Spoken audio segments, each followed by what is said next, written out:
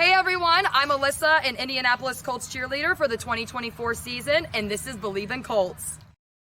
Welcome back to Believe in Colts. I'm Lawrence Owen. With me, as usual, is my guy, Donald Thomas. And today, oh my, Donald, after the game we saw on primetime, Sunday Night Football against the Vikings, I don't think the Indianapolis Colts fans have been more divided, split in recent memory. There's a lot of people that think there's no way you could put Anthony Richardson back. There's other people demanding Anthony Richardson get back. Other people, of course, is blaming the coaching. So Jim Irsay's getting blamed. Chris Ballard's getting blamed. There's enough blame to go around all the way across the board, except for, in my opinion, overall, I think the defense did okay, but that's not really what this show is going to be about. In my opinion, there's got to find a way to get an answer here, because yesterday just is not it. No, it makes the decision that the coaching staff, the front office made to bench Anthony. Let's just get into it. To bench Anthony for Joe Flacco, it made the argument that less credible because they didn't win a football game. Now, the only way that this thing works out is if they win the football game and Joe Flacco's a starting quarterback. Then you can justify what happened. I get it. No one's an idiot here. You know as well as I do. I said a lot of things last week on behalf of the move they made to make Joe Flacco the starting quarterback. Mm-hmm. So we can get into it, but I'm just saying it didn't help my cause. It didn't help anyone else's cause. Didn't help the coaching cause. But the outcome is the outcome. It's not just the quarterback. It's a plethora of things that happen. And who's to say if, Anthony was a starting quarterback, what would have been the outcome of the game? So that's all I'm saying on that. I know we got to do our little betting deal. Yes, we do. I got to remind people that BetOnline is the world's most trusted betting platform and your number one source for online betting. From the earliest odds to in-game live betting, BetOnline provides you with all the action and the ability to watch games as they happen. With the largest selection of odds on everything from football, NBA, NHL to entertainment. Head to BetOnline today and get in on the action with America's most trusted site for online wagering. BetOnline. The game starts here. With that out of the way, you talked about it right off the bat. Who's to say Anthony Richardson would have done any better? Look, Joe Flacco, there was some questionable decisions, some really bad accuracy. There was, open guys. You're like, why didn't you take the check down? It was a first down type situation, right? What are you talking about? I know. Yeah. And wide open guys that he throws at the people's feet. And I kid you not, 3 weeks ago, all those sentences I just said was being said about Anthony Richardson, right? Every single one of them was being said about Anthony Richardson. Yeah. Personally, I want to get this out of the way. I personally like Anthony Richardson, always have. I think that he definitely needs time to grow. However, and yes, it does take time on the field to grow in that aspect. However, I still, to this point, do not believe the benching was necessarily his on-field performance. I really don't. I think this has more to do with sitting and watching and learning from a vet on how to be a leader and how to conduct yourself on and off the field as a leader of a team. Whether you win or whether you lose, you get to learn from how to handle yourself on and off the field. And even though Flacco didn't look very good this game, now Richardson can, learn from this by seeing how Flacco conducts himself after a very poor performance and a loss on the road on primetime. That's my thought process. So 2 things, okay? And don't let me forget, because I've been forgetting. My short-term memory is like terrible as of late. But the first thing I want to talk about first, I want to say is Tom Brady was doing a podcast or whatever he was on, speaking, and he said one of the things that the NFL is doing a bad job of as of late is they're not developing quarterbacks. And he said himself, he got drafted, he came in, he sat down, sat behind for a number of years.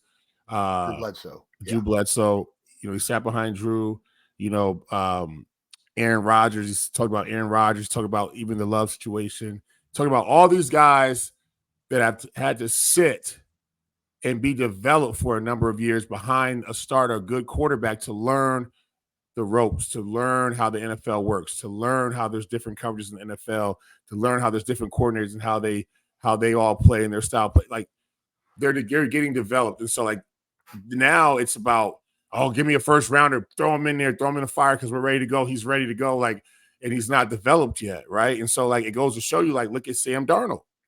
Everybody threw this guy out. Everybody, he was thrusted into starting. Again, granted, he went to a bad organization. It was a bad situation. But they were ready to throw him out. And they was like, how does this dude still have a job in the NFL? And now he's playing well because it took him some years to develop. And, it can also hurt a player by throwing him in because now you're setting him back to where his development is. I think Sam Darnold could have been better 2 years ago. But I don't want to get off topic. So that's there, and that's something important that Tom Brady said. But the other issue is this. Flacco is 39 years old. Mm-hmm.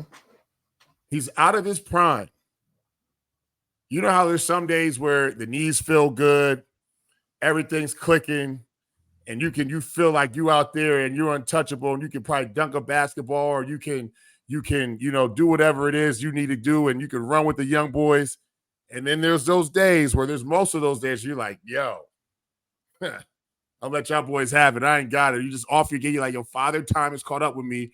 I feel like a spring chicken sometimes I don't. This is what you're getting when you have a 39-year-old playing quarterback. Like the Tom Brady deal is a Tom Brady deal. That's a one-off. Okay. Mm-hmm. Like this ain't like there's gonna be days where Joe Flacco comes out and he feels like he's Superman, and there's days where he feels like he's 39 years old. There was a 39-year-old guy that was out there yesterday that was out of his prime. And we saw it. But the problem is with this, and I don't want to take up, all the time for you, as I want you to talk to in this, but this is how I truly feel that, yes, I'm not eating my words. Yes, I still feel like Joe Flacco gives you the best option to win football games because he knows how to manage them. He knows how to make better decisions than Anthony Richardson.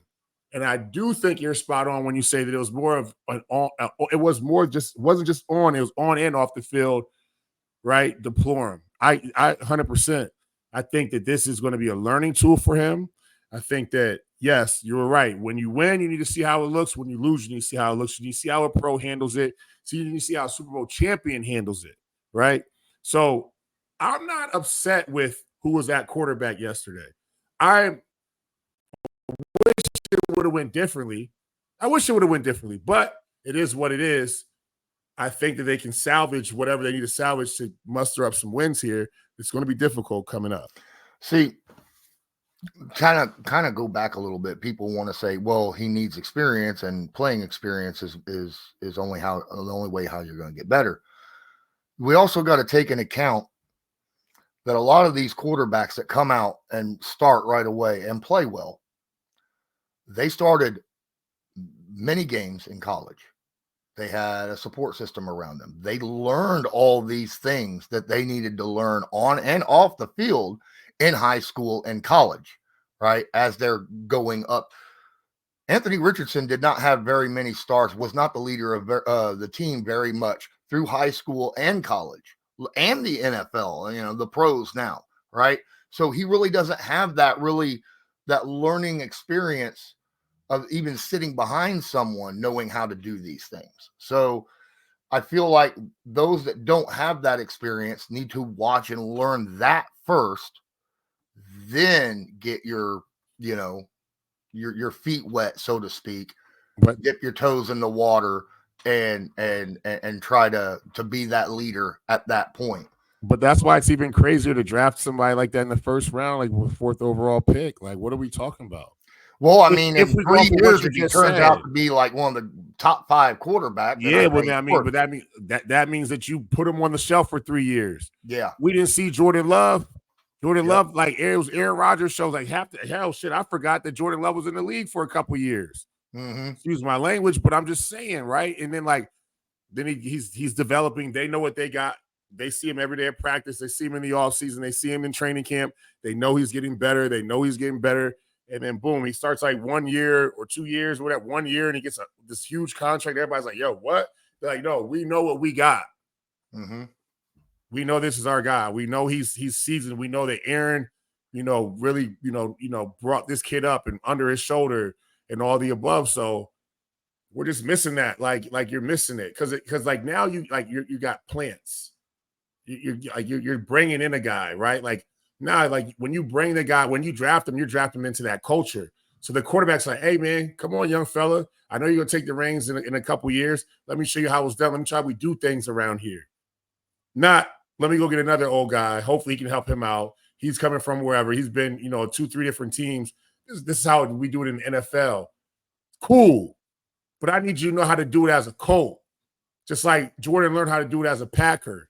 Just like Tom learned how to do it as a Patriot. There's certain ways that every team operates and runs their program. And so, yeah, you're learning how to be a pro, but you're also learning how to be that player for that team, that quarterback for that team, what it means to be that. Yeah, I'm teaching you how to be a pro, but I'm also teaching you how to be our guy. And there's a difference, right? So now all that Anthony can get right now is learning how to be a pro.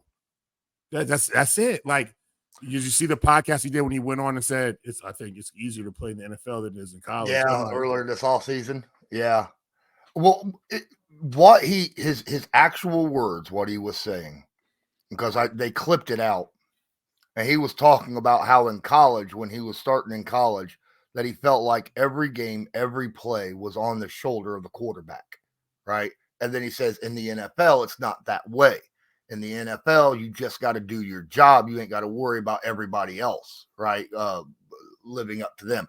That was what he was saying. Well, that makes more sense. Clipped it out to make him think, oh, well, no, playing in the NFL is easier than playing in college. But Lawrence, I'm glad you cleared that up because I did not hear it that way. So thank you, because I was like, yo, this dude is tripping. Right. Because that makes sense what you just said. So I take it back, right? Like, okay, hey, perfect. I'm glad you cleared that up. So because that was rough. But yes, thank you for clearing that.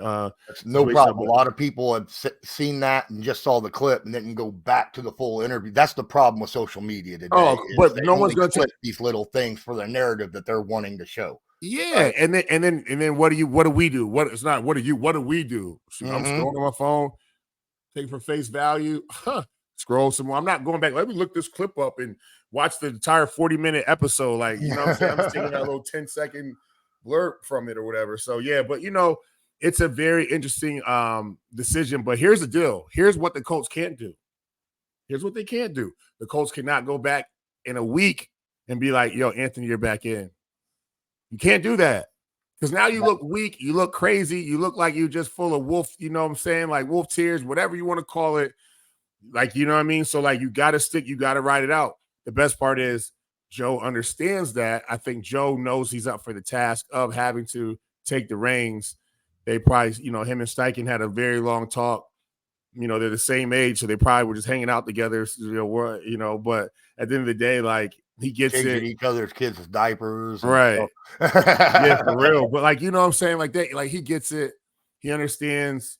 And to be fair, they got to do a better job of play calling though. They got to do a way better job of play calling because this game wasn't out of reach. This is a 7-0 game at halftime against the team that arguably has one of the best defenses in the league right now. Right? Like statistically speaking. And we were 7-0. We just didn't generate anything offensively. And I think that we shied away from the run game. I think that we were trying to run the ball up the middle, and it just wasn't there as much as it looked like on TV. When you go back and you watch the clips, like a lot of those runs, like I'm watching, like, yo, I can't believe that worked. Well, some guys were Jonathan getting, Taylor's you a know, special running back, yeah, right? that's what I'm saying. He's very special. Like this, his shiftiness. Mhm. You know what I'm saying? Like when you A have a guy like rare that, you got to feed him. he's a rare specimen of shiftiness, speed, power, vision, patience. He's got it all, Yeah, you know. yeah. And going back, look, I think that Shane Steichen, I think the Indianapolis Colts, not necessarily just Shane Steichen, I think it was the Colts in general, did this kid a disservice because of the simple fact that when they drafted him, this team was full of veteran leaders.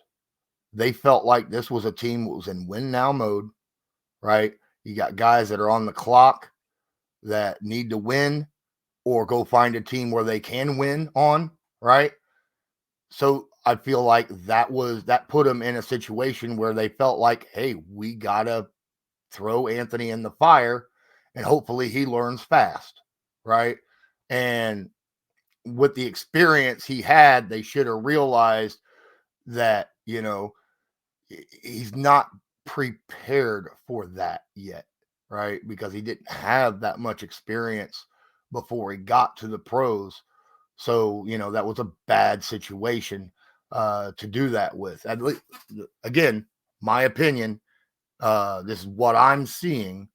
And that's just how I saw it. And I think now they're realizing we we messed up there and we're trying to, come back and recheck that.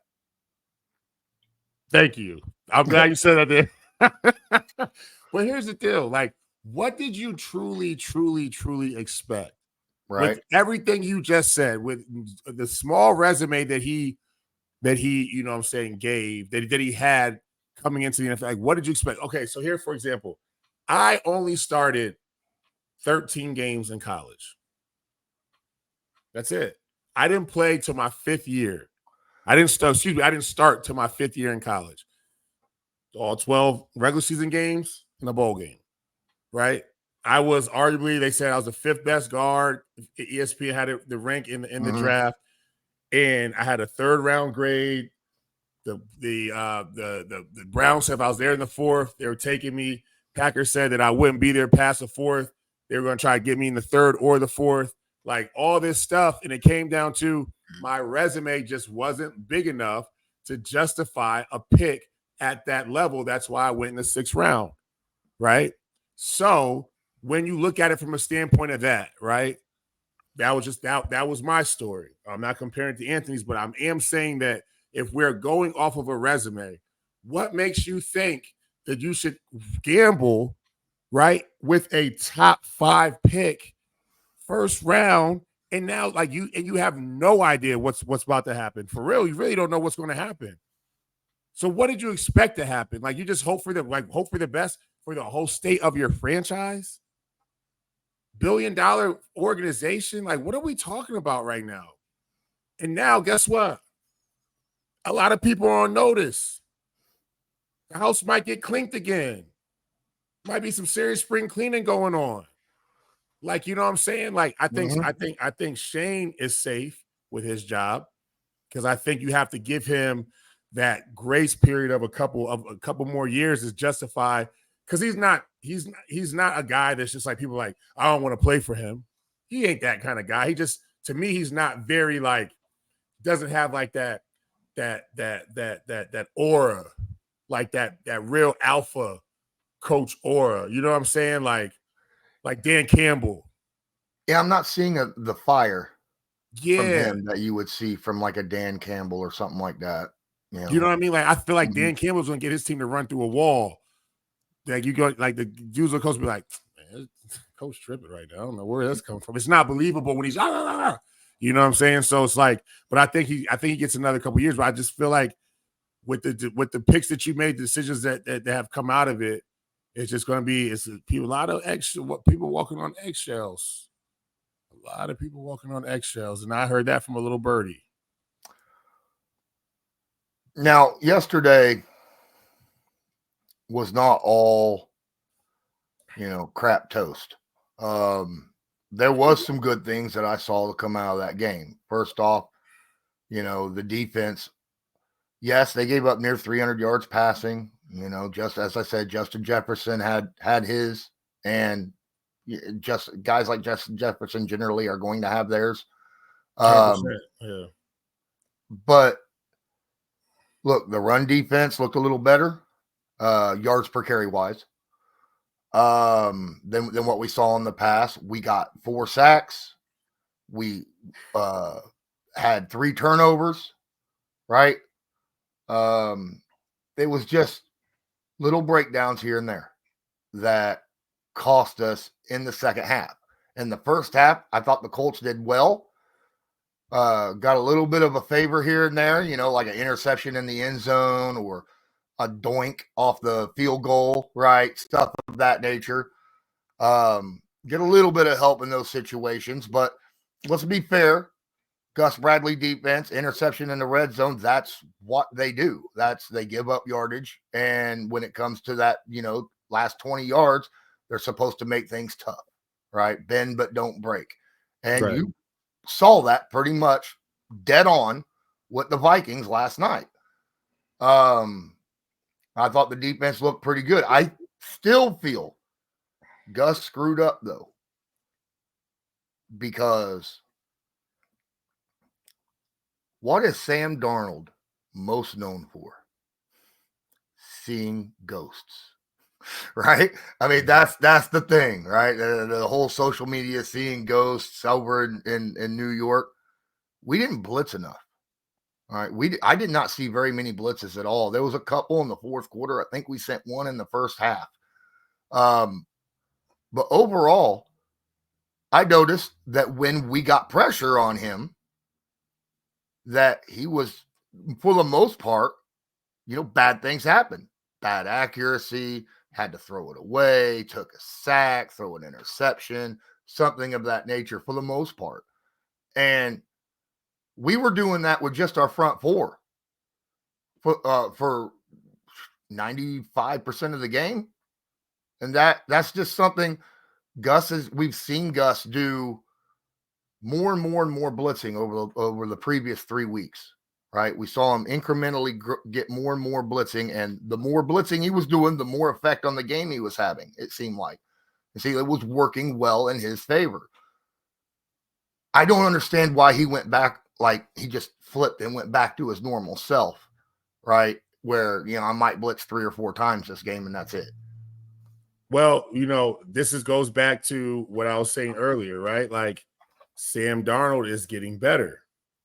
And he's not seeing those ghosts as much as he was back when he was playing for a bad Jets organization with a bad offensive line, and they were only like messing his confidence up and his decision making even more. Like, this is a guy that finally now is getting he's seasoned now. He's playing behind a better offensive line. He has better playmakers around him, better coaching, better atmosphere. And he's not seeing the ghosts as much. And I think as D coordinators, what Gus is smart of doing is watching film and seeing like this kid that this coverage that fooled him last year or the previous years is not fooling him now. Right. So like, I got to be strategic on how I attack this situation and attack him.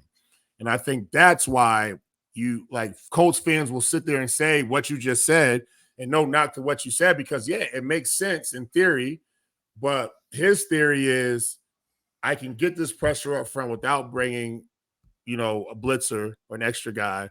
I can still make him be Sam Darnold-esque if that's a thing, right? With just the guys that I have by, lining up and doing a Pirate O stunt or, just twisting up front or just straight up, rush, right? And so I think that what we saw yesterday, to be fair, was a very decent defensive outing besides the few breakdown plays to hold this team to 21 points and to realistically make it like a one-score game. And they did have the missed field goal and all the above, but at the end of the day, it was 7-0 at halftime against a team that's, we could say, arguably is a top 5 team in the NFL right now. You know what I'm saying? Like, so there is positives to take away from this. I think that Grover, this was the game this year where he was like, all right, I'm a man, you're a boy, and I'm about to show you what it is. Like, he is a grown man because like the way he did that center like the that. hell out of that guard. Was it the guard that said that? Yeah, whoever it was bad. Like that was bad. Like, man. So you know what I'm saying? Like they play well up front. I think for the most part on the defensive side of the ball, they won up front. But there were times where they were out of position. You know, I think there was one play where, you know, Latu had contain, and he did have contain. He kept his right arm free, and then EJ filled and he just got tossed out the club, right? You know what I'm saying? It was a big run. So things like that where you see like, damn, like everybody's in position and you're just not being physical enough to make that play, right? And I'm not saying that, no, not to EJ. Like, I'm just saying that everybody was there. It just, excuse me, knock the mic over. Everybody was there. It just wasn't enough. Mm-hmm. You know what I'm saying? Like, there was this thing like where I told I coached 7th grade football my son's team this year, and I said, listen, if everybody just does their job and gives me a little bit more, I need all 11 of you guys right now to make that decision. Every play, do your job and give me just a little bit more. Just a little bit more. Can you do that? Just give me that little bit. I guarantee that little bit will get us a win. I just need a little bit more from the Colts. Just give me that much. Everybody's giving me that little extra second of blocking. Give me that extra burst off the line. Give me that extra. Just give me a little bit more of what you got. I promise you, if we all 11 decide to do that, that's a special thing. When all 11 give you everything, right? And so we're missing that. I mean, let's be fair. It wasn't just the defense also wasn't the only one that, had slip ups here and there. I mean, that first drive, had that fumble off that handoff not happen, Colts jump out quick. Right? At least 3-0. At least 3-0. Yeah, at least. I mean, they were already in field goal range at that point. Right. And they were moving the ball well. And it seemed like that absolutely killed the offensive momentum from that point on, the rest of the game. Well, it goes back to show you, what did we talk about? I think it was like week 2, week 3, whenever the Colts played the Packers. And they came out and they started slow, right? Or I talked about a few episodes ago when you come out and everyone's not on the same page, right? And I don't know if it was Jonathan's fault. I don't know if it was Joe's fault on that fumble, because it seemed like his elbows were not back far enough to make sure that the pocket was grabbed. But again, I'm not coached as a pro, but either way, the ball ended up on the ground and it was a turnover. So we're not all on the same page, because guess what? When we're all on the same page, those things don't happen. Correct. You know what I'm saying? Like, in theory, like, those things don't happen. Boom, the ball's in there. I got it. I'm getting my yards. Everybody's on their blocks. I find a hole. I can cut back, do whatever it is that needs to be done.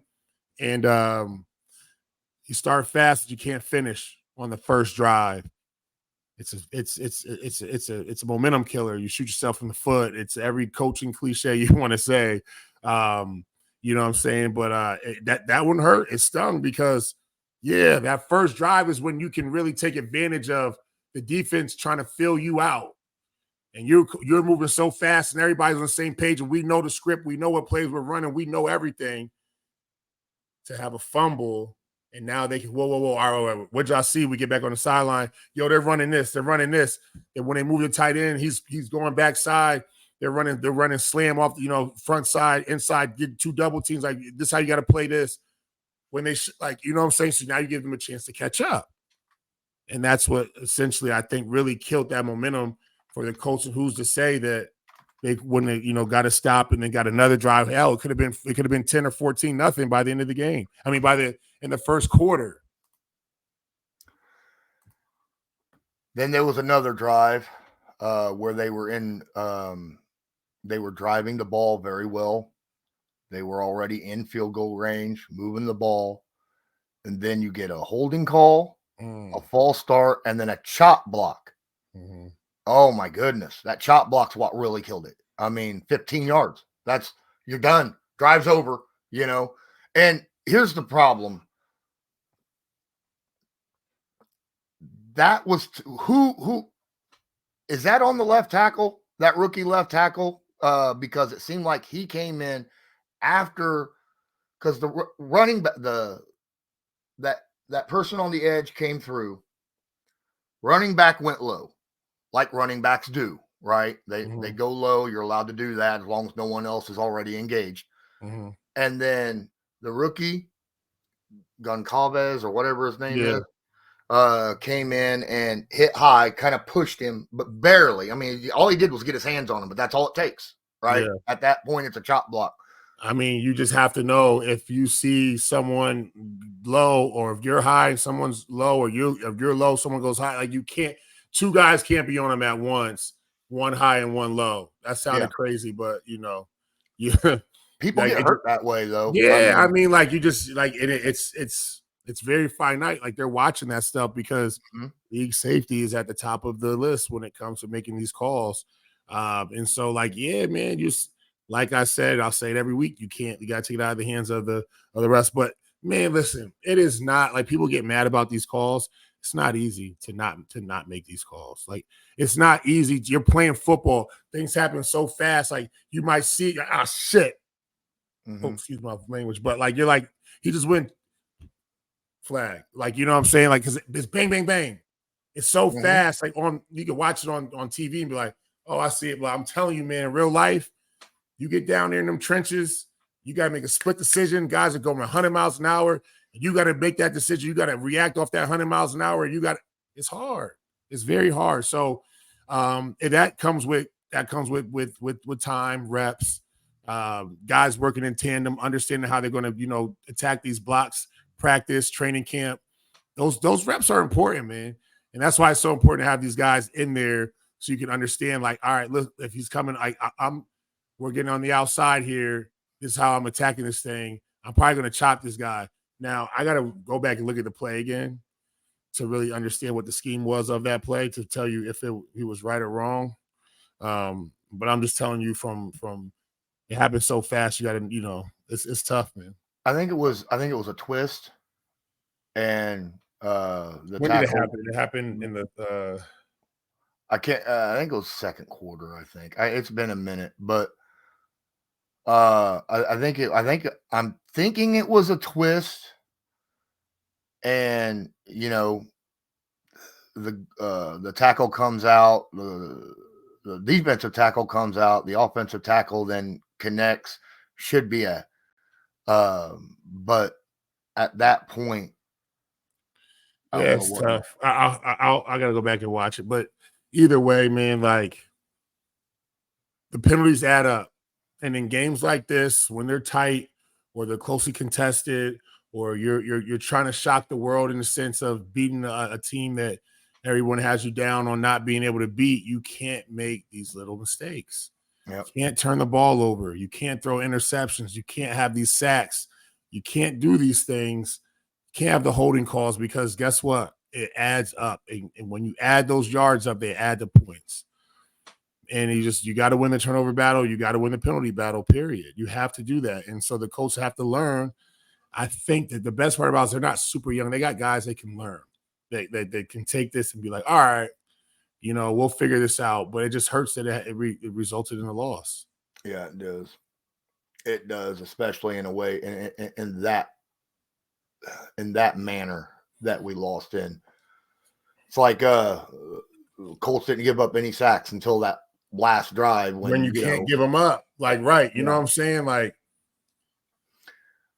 but that's tough, man. Like, and I'm an offensive lineman, so I get it, man. Like, that's tough. Like, you got to be like, you can't turn around and be like, hey, man, you got to get rid of the football because he's trying to find the open receiver. Downfield, too. Downfield. We got to get that. But you're like, yo, I can't hold this block for 8-9 seconds of play. Like, right. Crazy. When these guys got their ears pinned back, they're not thinking about anything else but hitting them with their best pass rush move. And I just got to be back there and try to be a brick wall. And I'm going to do to the best of my ability, but it's not easy either. And then it's psychological because the first sack happens and you're like, damn. And then what? Another sack, like, yo, that's not real. We just give up two. And then you go back and now everyone's panicking. Like, your pass set's a little bit different. You're not using your hands as much. Your footwork's a little light. you're pitter pat on your feet because you don't know if he's going to bull rush you. You don't know if he's going to give you a move. And now my hands are off and I didn't inside set. It's just a mess.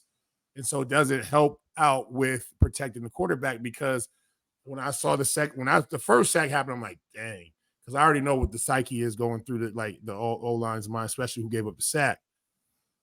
And then number 2 happens, and you're like, yo, this is not real life. Like, I'm about to really just call it quits. Like, my career is over with. And then you're like, third one. But there isn't a point where an offensive lineman turns around, looks at Joe and says, dude, you got to get rid of the ball. I mean, hell yeah, that happens. It's right? And like you're like, there's certain quarterbacks who you'll say it to. Mm-hmm. Like nobody ever said, Tom, you got to get rid of football. There was a time where I gave up this pressure and like, you see me like diving and I'm like, Tom, throw it like that. Cause he like, his back was to me, but never like, you know what I'm saying? Like you got to get rid of football, but you'll see that, you know, like, especially if you have a good relationship with your quarterback, right? Like, or if it's a new quarterback that just like they brought in off the street or he's just starting as a young guy. And you know, you're fighting your ass off for him and you're like, dude, you got to get rid of the football because you're going to get killed out here. We're blocking for as long as we can, but geez, you know, help us out. So, but I think Joe's too old and too seasoned of a quarterback with a great resume to question his decision to hold the football. Cause if he's holding it, it's not there. Like this dude's not holding it because he doesn't know what to do with the football. He's holding it because he's waiting for that receiver to get open. It's not there in his eyes. His mind is not open. So like, that's why I'm still holding on to the ball. Like, you know what I'm saying? So like, or his eyes are on one side of the field, even though maybe on the other side, the guy's open. But if your eyes ain't over there, you don't see it. You know, you got to constantly head on a swivel looking around, trying to find that open guy. So, and the pockets collapsing and all the above. It's not easy. So yeah, everybody's got something to say, but I'm telling you right now, this is why them dudes get paid a lot of money to be quarterbacks because it is hard. It's the hardest job in sports. I said it. The hardest job in sports, not football, sports. An NFL quarterback, a good one, just to start. Please, man. Anybody can't just get back there. You will get murdered out there. Make the right decision. You worry about Grover Stewart or DeForest Buckner or somebody else trying to really come and take your head off as hard as they can. They weigh 300 plus pounds of speed and muscle and aggression. And everyone falling around you. And man, please, man. A linebacker with a full head of steam. Nobody touched them. Ear holes you, hit you in your back, face. Man, it's crazy. It's crazy. And then you got to still make the right decisions and hang in there and make the throw. And then people want to like, you know what I'm saying? Like, but that takes time to be able to understand how and when and feel, have the eyes in the back of your head and make the right decisions, not be rattled, right? Not rush into a throw because you know you're about to get killed. You know what I'm saying? Make that right decision, get rid of the football, do whatever you need to do. It's not easy. So like, that's why in Anthony's case, we always go full circle, right? Like, that's why those mistakes get made. That's why you see Sam Darnold struggle in the beginning of his career. Now that he's seen that, he understands what it looks like and what it takes. Now you see someone like, you know, they start having some success. So I think that this can be rectified for Anthony. But I think, you know what I'm saying? But I think that it's going to take some time and it's going to take the right coach for him. Coach, like, you know, he's going to need the right mentality himself in order to get through this. Oh, I was about to get to that, but that's a whole other story for another day. But yeah, I'm sorry, I didn't mean. No, you did. No, you're good. But I'm just saying, like, as a player, it's so much more than just being a good athlete and a good football player. It's your psyche, it's your mentality, it's how you value the game, how you really take advantage of your opportunity, and how you respect it and handle yourself like a pro and be realistic. I think that's going to be his biggest thing that he has to really learn how to do. So we'll see, man. Tough loss, though.